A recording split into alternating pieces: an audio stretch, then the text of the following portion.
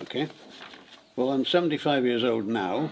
At the time I went to Oman first, which was 1965 from Aden, I was 19, a pilot officer. I went for 24 hours and took a detachment up who then built some wire around the original RAF station.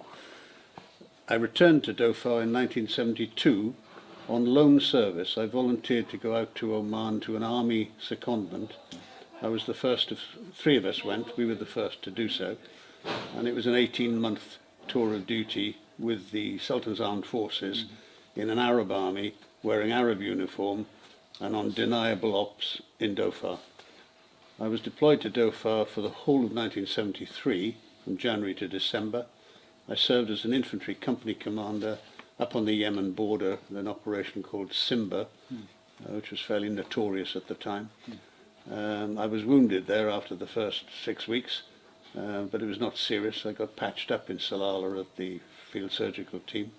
I returned to duty, commanded the Brigade Reserve at Salalah, not RAF Salalah, at the army camp, and deployed out of Salalah regularly with the Brigade Reserve in support of RAF Salalah on the Hornbeam line at Taka, at Marbat and elsewhere. And then I returned to Simba for the last 4 months of my tour and commanded the operation at Simba.